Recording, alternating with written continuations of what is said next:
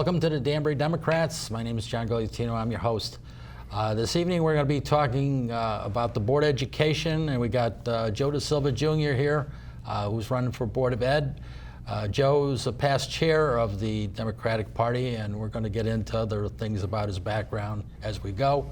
Welcome to the show, Joe. Thanks, John. Thank you for having me again. It's been a while. It's been a while, yes. A few years. So tell us, for those people that are new in town or whatever, tell us a little bit about yourself and how you, about your family and then about how you got into politics. I've been doing this a long time. I knocked on my first door in a political election when I was a little kid, helping my dad, because he served on the city council when I was a kid.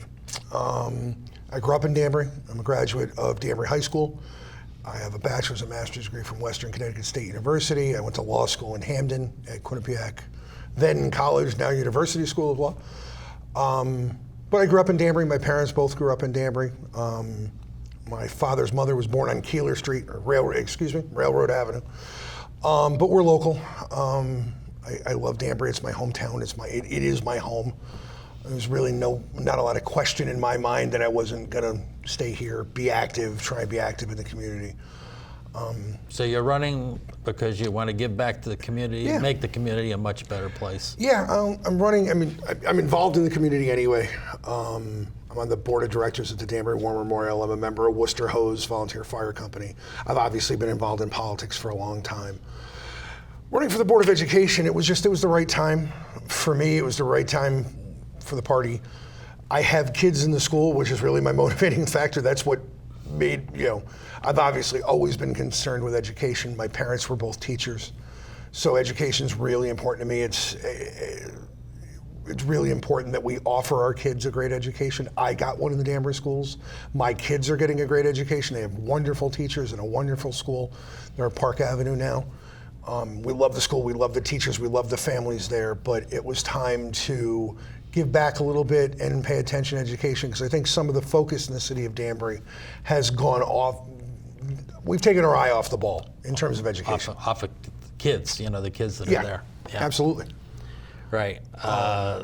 And the only thing I've actually written down is there was a survey that came out. I guess it's been like that. We were talking a little bit before in the green room that we're 169 out of 169 in new spending, I guess, for education. We are. In per pupil spending, the amount of money spent per student, Danbury's 169 of 169, meaning there's 169 towns in Connecticut, and the other 168 spend more per pupil than the city of Danbury does.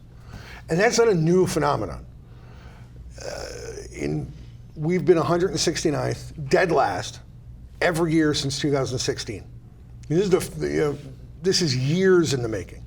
Prior to that, we spent a year at 165th, a couple years at 163rd, a year at 162nd. You have to go all the way back to 2011 to be even 154th, which, by the way, is certainly nothing to brag about.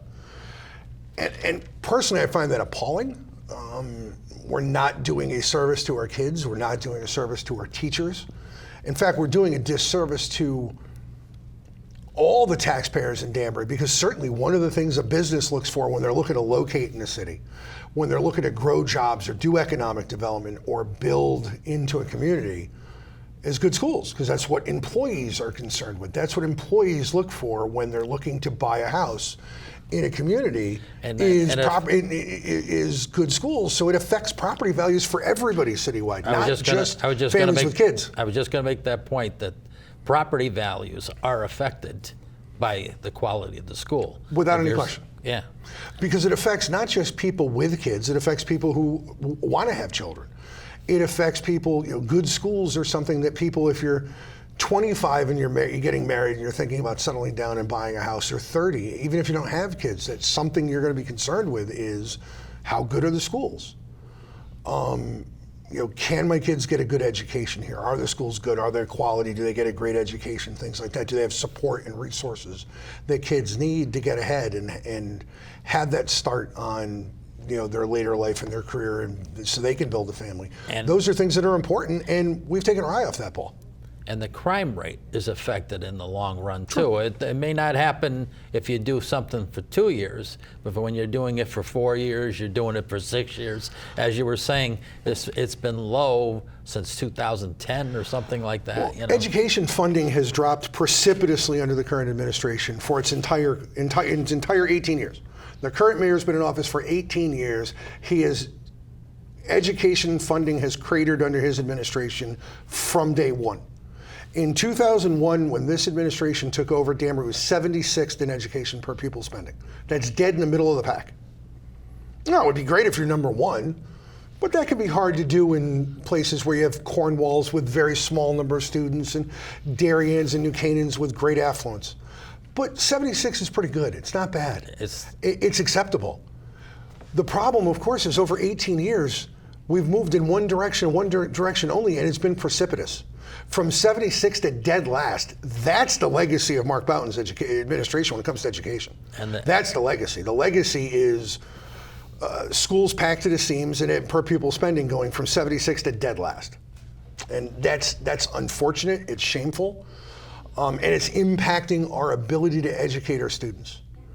In June, at the Board of Education's Finance Committee meeting, the last one at the end of the year, which only convened to discuss new cuts to make because their proposed budget had been cut by the city of Danbury so much when the city council passed its budget in May, that the comment was made by more than one person, and it's in the minutes to the meeting, that there was no room for error or variation because they were so close to the margin that basically anything that happened unusual or unexpected would create a financial issue immediately, and that's exactly what happened. This fall, people, when the schools opened up, I understand. Do you have that number? I had forgotten. We do. Was 300? Well, it was actually the beginning of the school year. Within the first couple of weeks, the system discovered it was in a financial crisis because the estimate for new student enrollment was exceeded by more than 350 additional kids. Every kid is an additional cost per student. Of course. And they didn't have that in the budget. It's an additional cost because every student needs a teacher. They need a desk. They need materials. They need to be educated. And what happened was we had well over 600 new students enrolled by the middle of September. That was 350 more than expected. So they were expecting around 250. They got more than 600. It seems astounding to me that the estimate could be off by literally doubled plus the estimate. It just seems astounding that anybody could be that off. So they have to take money out of the fund balance, so they got to raise the taxes in the midstream. Well, the mystery is how we're going to deal with this. In an election year. Well, in an election year, just how we deal with this at all. Yeah. The superintendent wrote a rather extraordinary letter to the State Department of Education asking the Education Commissioner for emergency funding. Now, that's not, and the Education Commissioner wrote back, that's not possible. Only the legislature can pass appropriations and make appropriations to a municipality. And they're not in session. This isn't the budget time. They don't do that until the session convenes in the winter. More importantly, the Connecticut legislature, the governor of the Connecticut legislature, Danbury got an extra $5 million over the next 2 years from the budget passed in June. Specifically, the governor's proposed budget for education funding for the city of Danbury was increased by over $5 million over the next 2 years. Somewhere around $3 million this year, a little under, and a little closer to $2 million next year. So we're already getting more money from the state than the city of Danbury expected. Now, there's a big question as to exactly where that money is going and where that money will be. We'll get to that in a second. But the state of Connecticut, there's no recourse to the state of Connecticut in the middle of September. I'd like to think everybody in the city of Danbury already knew that. But to date, the mayor has done nothing. As far as I am aware, there has been no action taken to appropriate money for the schools. And if memory serves, today is October 2nd, yesterday is October 1st, The city council meeting should have been last night, and I am not aware of anything on the city council agenda for additional funding for the schools. And so, I want to make a point, and that is on the mayor's signs, his campaign signs, he's got people over politics. And I don't know how this is people taking care of people over the politics of the election year. What is most astounding to me is for an administration that is helmed by a teacher, is that we could have been so penurious, so cheap with our schools for so long.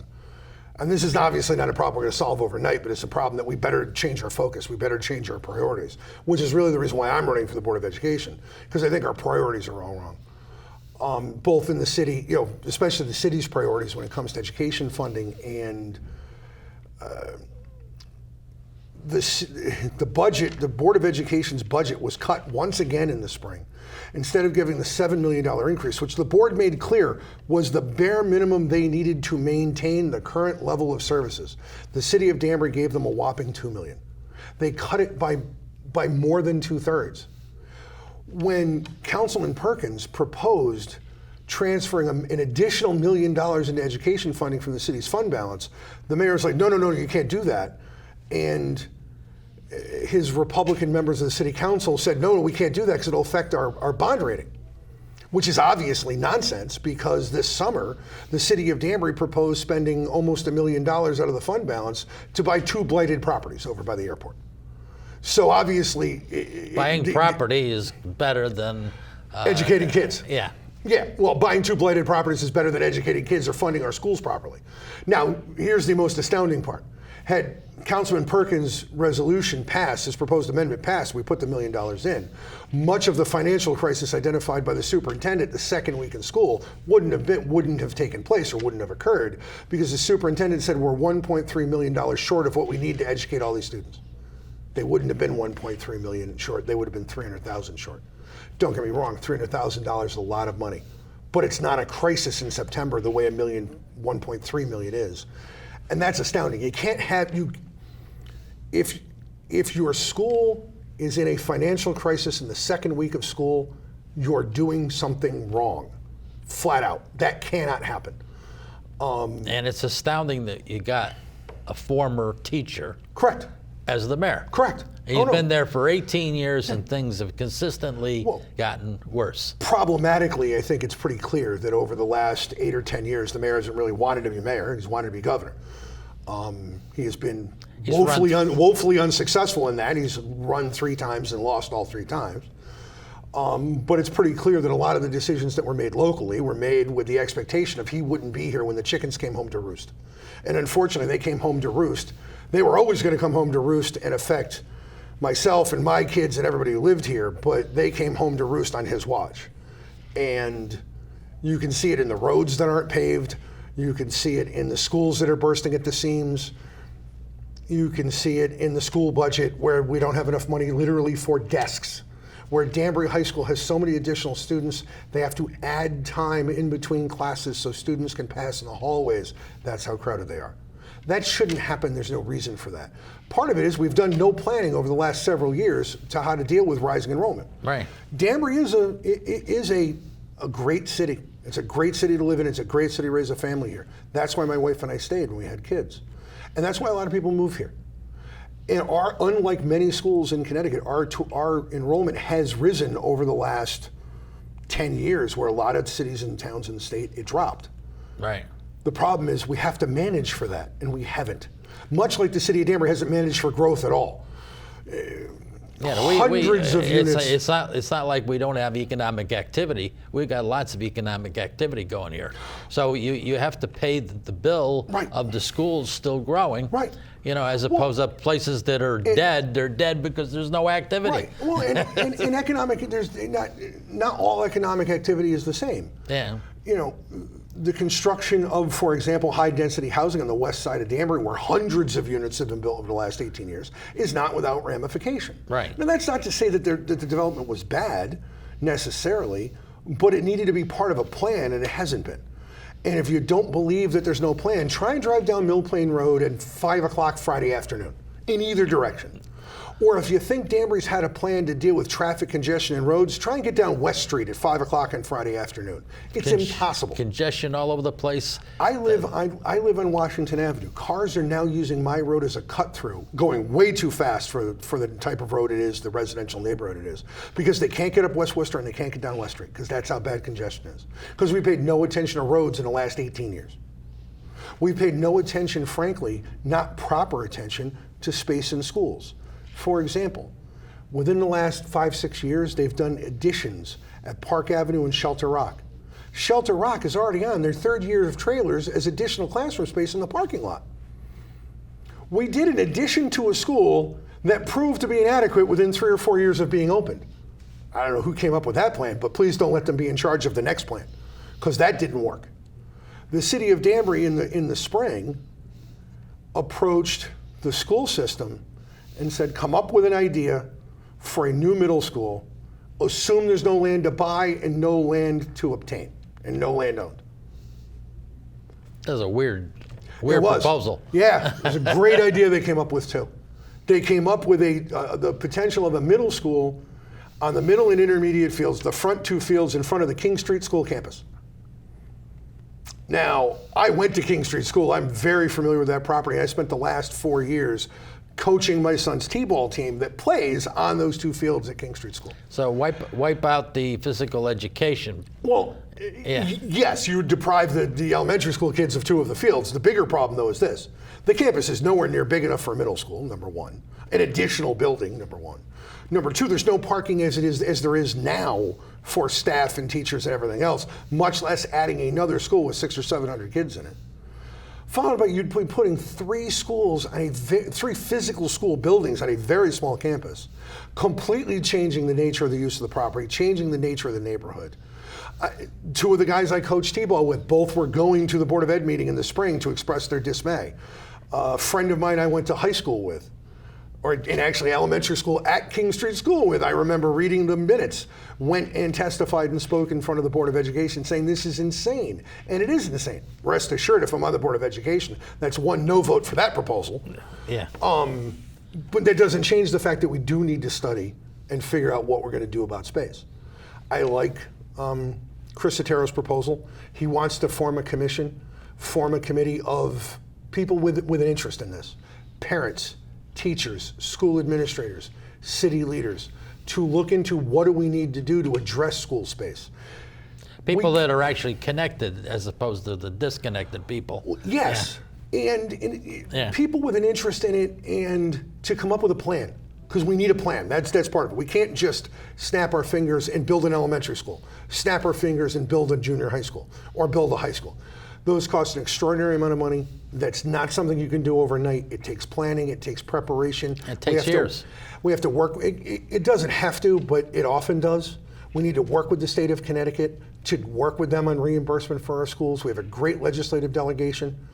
I'm very confident that Representatives Godfrey and Arconti and Senator Kushner, Representative Gucker could help us work with the governor's office on reimbursement funding for a school. But it's not something that happens overnight, and we need to look at what we're doing right now. We need 2 things. We need a short-term plan and a long-term plan. Because the school system did an enrollment estimate in the spring, or last winter, an enrollment study. And they accurately predicted that Danbury schools will continue to grow. They obviously didn't pick how much it was going to grow this year, but their estimate was at least 1,000 new students over the next decade. We don't have enough room for, we were straining under the number of students we had last year. We now have a crisis this year with an extra 350 we weren't expecting. Where would we put another 1,000? Right. You followed by this, if their estimates are off by as much as they're off every year, if we're off 350 this year, what are we going to be off going forward in each of these successive years? We need to deal with space, we need to deal with facilities. That may mean a new school, it may not. We don't know yet. We have to figure that out, but we better start paying attention to it now. And I'm a little dismayed when I see a letter to the state announcing a financial crisis the second week of school, where the reference is, well, we've started to consider planning space for the future. To me, that's a little late in the game. We need to step it up, and we need to reassert our priorities on that. Okay. Do you have any specifics, or are you going along with what Chris is proposing to the commission? And I think I really agree with Chris Otero on that. I've talked to him about it. We've discussed his ideas for education. I think I really concur with those a lot. I have some other ideas in for the board, things I want to look at, things I'm interested in looking into. For example, and I've lobbied Board of Ed members about this over years. I actually spoke at a PTO forum in the past about twice a month on Tuesdays, students are let out an hour early for some form of professional development, which is, as far as I'm aware, in excess of the amount of professional development time required by the state of Connecticut for our teachers' licensure. And number two, not particularly desirable by the teachers. Bigger problem, not desirable by parents. It's an interruption. Changes in the schedule are bad for working parents. They make life very difficult. People have plans. People have arrangements for their children after school. Yeah, so they got to come sooner than they thought, and you're doing right. Well, twice a month. You're creating you're changing the schedule 2 days a month for no good productive reason that I can see. Number one, which is bad for working parents because they have to figure out what to do with their children for that time. More importantly, you're just taking kids out of school. Kids thrive on routine. I know with my kids, when we screw up their bedtime 2 nights in a row, things go haywire. Kids thrive on routine, and they need to be in the classroom to learn. They need to be with their teachers and learn and be educated. And to pull them out 2 hours, even only 2 hours, it just makes no sense to me. There doesn't seem to be the return on investment for those 2 hours is bad. I want to look at that. Though there are things like that we can do that can New Milford Schools doesn't have half days anymore. They've gotten rid of those. I don't know whether that's appropriate here or not. It's something we should certainly look at. But those are some smaller policy issues that we can work on over time. The bigger issues like funding and space, the Board of Education spends the money. They don't raise the money. They don't appropriate the money. We do, I think, need to be louder advocates to the city of Danbury and to the state of Connecticut for funding, for their proper funding.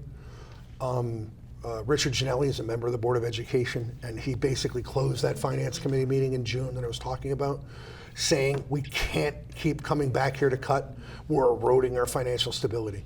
We need to get people on board and make this an issue, and I think he's right. Let's do this now. While I'm thinking about it, maybe we can do it a second time. Sure. Your email and the best telephone number if people are listening to you and they've got questions of you. Certainly. I am on Facebook.